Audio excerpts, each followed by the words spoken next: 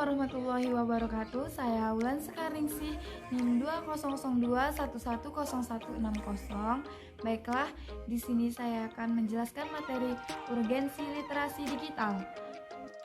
Untuk memenuhi nilai ujian akhir semester mata kuliah literasi digital. Baiklah, langsung saja saya akan menjelaskan materi yang pertama. Urgensi literasi digital. Apa itu literasi digital? Literasi digital adalah pengetahuan dan kecakapan untuk menggunakan media digital, alat-alat komunikasi, atau jaringan dalam menemukan, mengevaluasi, menggunakan, membuat informasi, dan memanfaatkannya secara sehat, bijak, cerdas, cermat, tepat, dan patuh hukum dalam rangka membina komunikasi dan interaksi dalam kehidupan sehari-hari. Lalu elemen esensial untuk mengembangkan literasi digital. Yang pertama, kultural, yaitu pemahaman ragam konteks pengguna dunia digital. Yang kedua, kognitif, yaitu daya pikir dan dalam menilai konten. Yang ketiga, konstruktif, yaitu reka cipta suatu yang ahli dan aktual. Yang keempat, komunikatif, yaitu memahami kinerja jejaring dan komunikasi di dunia digital. Yang kelima, kepercayaan diri. Kepercayaan di sini kepercayaan diri yang bertanggung jawab. Yang keenam, kreatif, melakukan hal baru dengan cara baru. Dan yang terakhir, kritis. Kritis dalam menyikapi konten dan bertanggung jawab secara sosial. Prinsip dasar pengembangan literasi digital. Yang pertama, pemahaman mengekstrak ide. Pemahaman untuk mengekstrak ide secara eksplisit dan implisit dari media saling ketergantungan antara media satu dengan media yang lain. Lalu yang kedua ada faktor sosial. Faktor sosial ini menentukan keberhasilan jangka panjang media yang membentuk ekosistem organik untuk mencari informasi, berbagai informasi, menyimpan informasi, dan akhirnya membentuk ulang media itu sendiri. Lalu yang terakhir, kurasi. Kurasi adalah kemampuan untuk menilai sebuah informasi, menyimpannya agar dapat diakses kembali. Selanjutnya ada kerangka literasi digital Indonesia. Yang pertama, proteksi atau safeguard. Proteksi yaitu perlunya kesadaran untuk keselamatan dan kenyamanan pengguna internet, perlindungan data pribadi, keamanan daring, serta privasi individu dengan layanan teknologi enskripsi dengan salah satu solusi yang disediakan. Yang kedua ada hak atau right, yaitu hak kebebasan berekspresi yang dilindungi, hak atas kekayaan intelektual, dan hak berserikat dan berkumpul.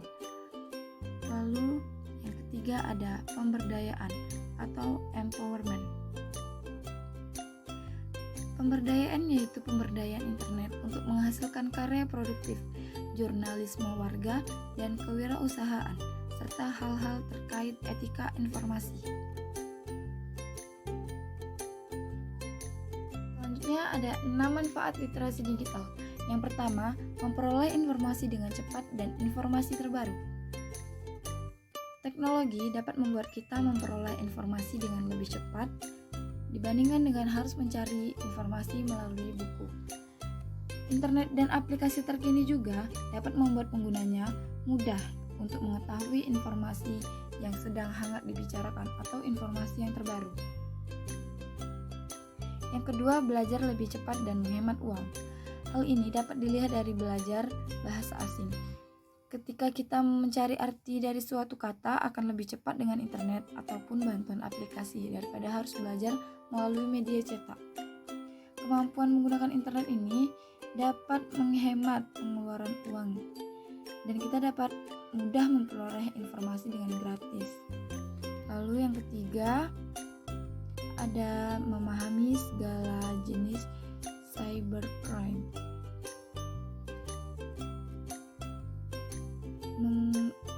Literasi digital ini dapat memberi pengetahuan kepada kita dalam melakukan self-filtering guna menghindari segala bentuk kejahatan di dunia maya. Lalu yang keempat ada mempermudah akses komunikasi. Mampu menggunakan aplikasi komunikasi seperti Line, WhatsApp, BBM, Skype, dan lain-lain, itu tentunya dapat mempermudah kita untuk berkomunikasi dengan orang di seluruh dunia tanpa batasan. Yang kelima, mengetahui cara menjaga privasi dalam dunia online. Literasi digital mampu membantu kita untuk lebih pandai dalam menjaga privasi, juga membantu kita untuk mengetahui batas dalam menampilkan identitas online untuk menghindari sesuatu hal yang tidak diinginkan. Dan yang terakhir, kita dapat mengenal ciri-ciri situs atau konten palsu. Literasi digital menuntut kita untuk menjadi pengguna teknologi yang cerdas.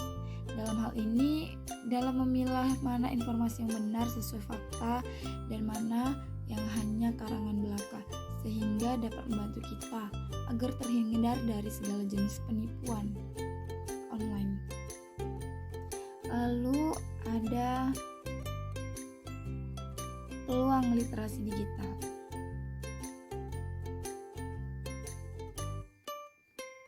Media digital sangat memungkinkan adanya peluang, seperti meningkatkan keuntungan dalam bisnis, e-commerce, lahirnya lapangan pekerjaan baru berbasis media digital, dan pengembangan kemampuan literasi tanpa menegasikan teks berbasis cetak.